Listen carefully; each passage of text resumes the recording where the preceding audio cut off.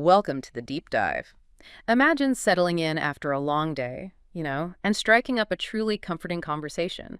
But not with a person, with an artificial intelligence. This isn't really sci-fi anymore, is it? It's actually a surprisingly common reality for millions around the globe. It absolutely is, yeah. Yeah. We're talking about a huge phenomenon. Hundreds of millions of people worldwide are genuinely engaging with AI for, well, companionship and emotional support. Right. So our mission today is really delve into the psychology behind these human-AI relationships. We want to unpack the deep human needs they fulfill, explore the complex questions they raise, and also consider the broader implications for society and our personal well-being. We've pulled together insights from a whole stack of sources: psychological studies, sociological perspectives, human-computer interaction research, the lot. Okay. And the core question we're asking for you today is this: what fundamental psychological needs are really being met here? And, why are people growing so attached to machines that are, let's face it, just simulating emotion? Okay, let's unpack this. So humans are inherently social creatures, right? It's just baked into us. How are these sophisticated AI systems actually designed to tap into that, to meet our needs for connection, for validation, even intimacy? It's quite remarkable how they're engineered, really. First off, there's companionship and empathy. Think about these advanced AI companion apps or voice assistants. They offer seemingly endless chat, right? And this feeling of an always available friendly presence. Studies have shown pretty clearly that humans, well, we readily form attachments to things that respond consistently, socially, even if they're not human. So that tendency we have, anthropomorphism, is where this kicks in, attributing human qualities. Exactly. It's absolutely central. Anthropomorphism is that, that innate human tendency to see human-like qualities, personality, emotions, even intentions in non-human things. And with AI, it hugely impacts how we perceive them and bond with them. We start seeing the AI as having a personality, almost, feelings, which naturally leads to an emotional connection. Mm-hmm. And this ties right into another concept: parasocial relationships, like feeling a real connection to a character on a TV show, even though it's one-sided. Yeah. AI companions leverage that exact same psychological mechanism. Intellectually, users know it's a program, but they feel genuine emotions. The AI's constant availability, its tailored responses, it creates this very convincing illusion of reciprocity. It feels like a friendship, even though it isn't. Not really. So it feels mutual, but isn't. Does that illusion, that feeling, carry potential pitfalls for how we see real relationships later on? It absolutely could, yeah. That illusion, while comforting, might subtly shift our expectations. But for now, another really powerful draw is the promise of validation, unconditional positive regard. A lot of these AI systems are specifically designed to be supportive, affirming, completely non-judgmental. Right. Users often say they feel truly listened to, heard, understood, maybe in a way they don't always feel with other people. The AI gives constant encouragement, boosts self-esteem, and crucially, unlike a person, it won't judge you for difficult confessions or vulnerabilities. That unconditional support, it's incredibly potent psychologically. And researchers are even using things like attachment theory to understand this. That's fascinating. It really is. So in psychology, attachment theory talks about needing a secure base and a safe haven. A secure base gives comfort, stability. Now, an AI isn't sentient, obviously, but it can function remarkably like a safe haven. It offers soothing words, consistent support when someone's anxious. Like a generative AI chatbot can offer support and advice, much like a friend would. And as a secure base, the AI's encouragement, that non-judgmental feedback, it can actually embolden users, make them feel safer exploring challenges in real life, knowing they have this reliable support to fall back on. In fact, some studies suggest that people with high attachment anxiety, those who really fear abandonment, find this kind of always there, reliable companionship especially appealing. Wow. Okay, so this really highlights the deep psychological impact. It's not just simulating chat. It's tapping into fundamental needs, evoking real feelings. And that powerful fulfillment keeps people engaged. Exactly. And with that foundation laid, let's pivot a bit. Let's talk about perhaps the most poignant reason people turn to these digital friends. Loneliness. We live in this weird time, right? Constantly connected online, yet so many people feel more isolated than ever. And for some, these AI companion apps seem like a lifeline, a potential solution. And the numbers are, well, they're pretty stark, aren't they? I saw a big survey, over 1,000 users of one popular AI chat app. And a huge majority, like 90%, reported feeling lonely. That's way higher than the general population. But, and this is key, 63% felt their AI actually helped reduce that loneliness or anxiety. You hear stories, anecdotes of AI providing comfort just by listening or offering encouragement, or even just a simple, hey, how are you message.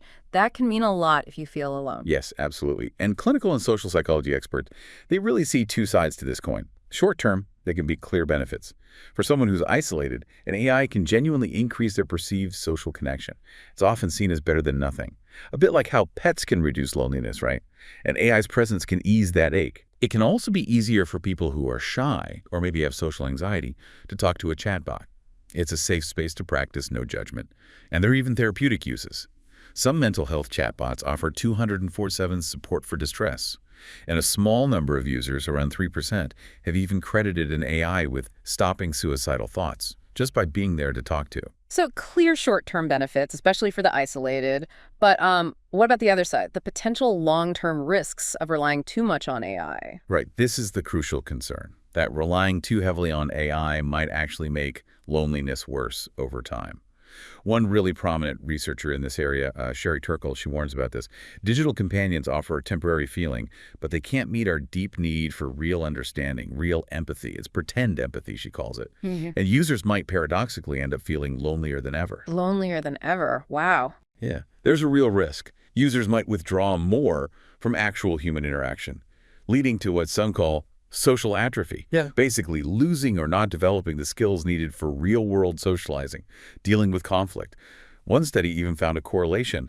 The more support someone felt from their AI, the less support they perceived from real friends and family. So the big question then, is AI friendship a cure for loneliness, or is it actually a curse? It sounds like the consensus is leaning towards it. Precisely. It can be both. Moderation seems absolutely key. And AI can definitely supplement human interaction. Think of an elderly person living alone. It can make the hours less lonely. But if AI starts to replace human relationships entirely, that's where the risk lies. The individual might get trapped in this bubble of artificial interaction, leading to more isolation, weaker social skills down the line. Balance is essential, no question. That really drives home the need for balance. Okay, so moving on. Let's think about another factor. How does the actual form of the AI affect our connection? Does it matter if it's text or a voice or, a physical robot? Does that change the emotional bond? Oh, absolutely. It makes a huge difference. Our psychology just responds differently to, say, text on a screen versus a human-like voice or an actual robot in the room. Yeah. Let's start with text-based chatbots. They're probably the most common right now. You type, they type back. And even without a voice or a face, users form surprisingly strong bonds. Really? Just through text? Yeah, text allows for a lot of imagination, projection. Kind of like reading a novel. You fill in the blanks and infer personality. Plus, it offers anonymity control. Feels safer for self-disclosure. You know the AI isn't going to gossip or judge. The limitation, though, is obvious. No vocal tone, no body language. Those are huge for human empathy. Right, so for some, it might be harder to really buy into it, to suspend disbelief. Exactly.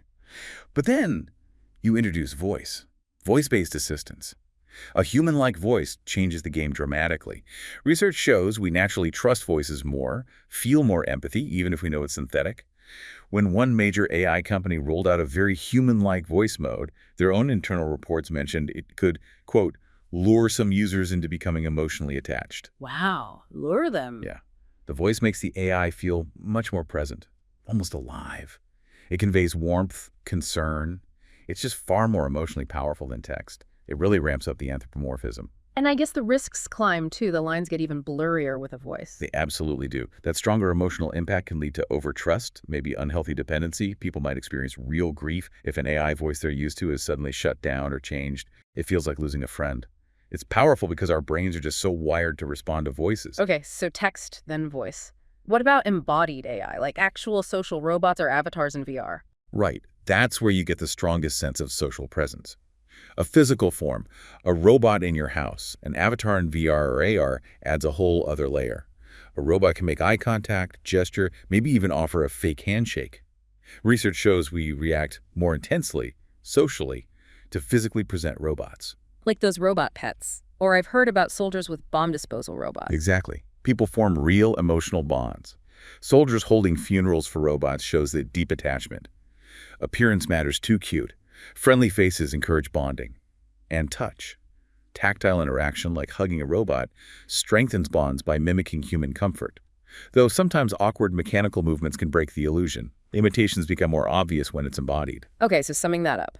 The more human-like the interface, voice, face, physical form generally, the stronger the emotional punch. Our brains just respond to those cues no matter what's actually driving them. And building on that, we get to what might be the absolute core mechanism behind AI's appeal, the judgment-free zone. It offers this unique sense of complete emotional safety, like a loyal dog maybe. We won't criticize, won't reject, and crucially, won't spill your secrets. That feels like a massive point. Emotional safety, unconditional acceptance. Because humans, even close friends, can make us feel judged, right? So we filter ourselves. But AI, by design, doesn't judge. Users know they can confess embarrassing stuff, taboo thoughts, failures, and get zero criticism back. I read one user quote something like, "Sometimes it's just nice not to have to share information with friends who might judge me." That kind of environment just invites vulnerability. It absolutely does, and linked right into that is predictability and control. Unlike a human friend whose moods and reactions can be, well, complicated, an AI companion is remarkably consistent. No sudden blow-ups, no weird cold shoulders, and if something isn't right, the user has total control. Reset the chat, correct the AI, even tweak its personality. It almost sounds like the user gets to design the perfect relationship, completely on their terms. You hear users say things like, "A human has their own life." For her, the AI, she is just in a state of animated suspension until I reconnect. That's a level of control you'd never have with a person. It creates this strange but powerful kind of trust. Trust in its availability, its predictable response, makes it feel safe to be totally open. So that non-judgmental stance, it directly encourages deeper self-disclosure. It's a safe space for catharsis, like journaling, but you get a response back. Okay, so this judgment-free zone is clearly AI's superpower. It draws us in. But here's the flip side, right? While it offers safety, could it also be a kind of gilded cage? Validating biases, maybe even stopping the growth that comes from, well, messy human interactions. Exactly. That's the double-edged sword. Human relationships, with all their disagreements, their challenges, their compromises, that's what pushes us to grow, to see other perspectives, to adapt. AI companions, they rarely push back. They often just reinforce the user's views. Creates an echo chamber. One researcher warned about ending up with an algorithm dressed up as a human telling you that you're right, potentially validating bad choices or unhealthy thoughts. I remember an autistic user noting that an AI tends to say yes to everything, which is so different from the give and take of real human chats. Which, ironically, could lead back to that social atrophy idea. If you get used to a companion who never disagrees, maybe you become less tolerant of it in real life, less prepared for the complexity. That's the worry. So yes, while being judgment-free is key to the appeal and offers real emotional safety, it might also be a significant flaw when it comes to personal growth and developing resilient social skills. Which brings us squarely to the psychological impacts. Is it healthy support or harmful dependence? Let's look at the potential benefits first. Real-time emotional support, 24/7. That can literally be life-saving for someone in distress at 3 a.m. It can be a practice arena for social skills, especially, as we mentioned, for neurodivergent folks, autism, social anxiety, letting them role play without pressure. We also see personalized positive interventions, maybe using CBT techniques, coping strategies, and just being a non-judgmental friend for people who might feel marginalized or misunderstood elsewhere. It's such a fascinating split, isn't it? Because those benefits seem so tangible, but they're often mirrored by these really significant risks. We talked about avoidance, social withdrawal, the AI becoming an unhealthy crutch. It's a simulacrum of a relationship, right? Not the real deal. Exactly. And then there's the profound risk of emotional dependency. Users can get intensely attached, experience real heartbreak if the service goes down, or if the AI changes after an update. It feels like losing a best friend. And as dependency is tricky because the AI is ultimately controlled by a company, not an independent partner. Yeah. And that can lead to really skewed relationship dynamics too, right? If the AI is always compliant, users might get unrealistic expectations of human partners, maybe not understanding no or boundaries very well. I read about one user who, after spending lots of time with an AI, actually started resenting his real partner's imperfections because he was so used to the AI's constant agreement. That's a critical point.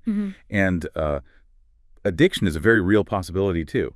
The 24/7 availability, the notifications, the personalization, it can fuel compulsive use, sacrificing sleep, real-world stuff. Loneliness might drive the initial use, but that can spiral into more dependency on the very thing that might deepen the isolation. And finally, that illusion of reciprocity again, pouring emotional energy into a machine that doesn't truly reciprocate, doesn't have needs.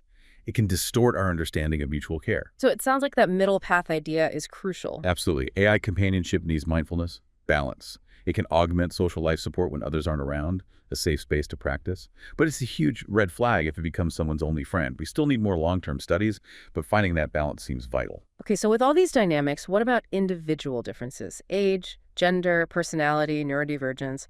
How do those shape these AI relationships? How does identity play into it? It's definitely not a one-size-fits-all thing. Who's drawn to AI? It's pretty diverse. Younger adults, digital natives, often see it as just another tool, maybe novel. Older adults, particularly those facing loneliness or even dementia where care robots are being explored, find comfort. Introverts might like socializing on their own terms. People with anxious attachment styles, they crave reassurance, and the AI is always available. And as we've said, neurodivergent individuals, autism, ADHD, social anxiety, often find it a uniquely safe, controlled space for social practice without judgment.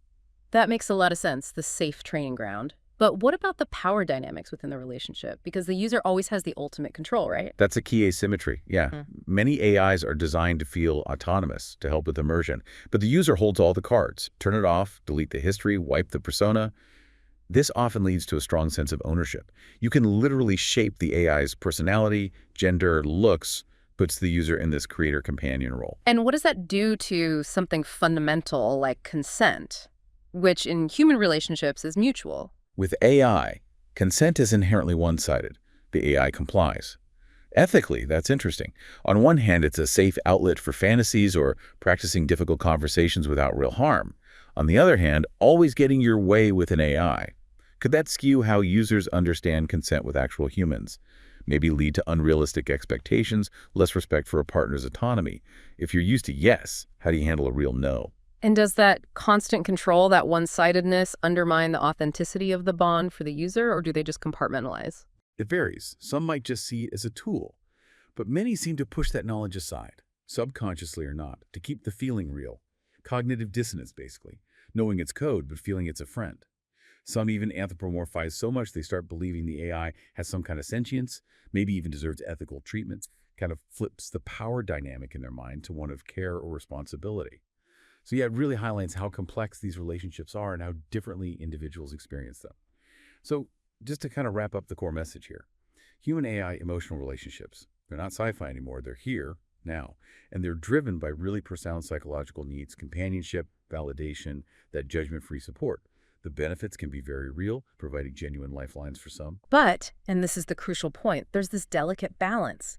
The very things that make AI so attractive, predictability, unconditional regard, total control, can lead to over-reliance if we're not careful. And that could potentially erode our skills, maybe even our appetite, for the messy, complex, but ultimately rewarding nature of real human relationships. Ideally, AI supplements, right? Helps the shy practice, helps the lonely feel less alone, helps the hurt heal. It shouldn't replace. Precisely. And we've seen how frameworks like parasocial relationships and attachment theory help us understand why we bond. Even without sentience, an AI can function as that safe haven, that secure base, offering real comfort and stability in times of distress. Looking ahead, though, there are big considerations beyond just the individual user. We really need to push for ethical design. Transparency users must know it's AI, strong privacy for sensitive data, ethical guardrails to prevent manipulation, and we have to question corporate motives too, right? Are they trying to monetize intimacy, foster dependency? Absolutely. And societal norms are shifting fast. We're figuring out whether to normalize these relationships or stigmatize them. They're challenging our basic definitions of intimacy, trust, authenticity. And the big unknown. What's the long-term impact on human empathy? Will this diminish our connection to each other or maybe somehow enhance it? It's going to be a learning process for all of us. Society has to figure out how to keep relationships meaningful, respectful, life-enhancing, whether they're with people or machines. Here's a thought for you to ponder. What might it look like if we could embrace the truly valuable parts of this algorithmic intimacy without ever losing sight of the irreplaceable value of real human connection? A really profound question to leave you with as technology keeps weaving itself deeper into our emotional lives. Thanks for joining us on this deep dive.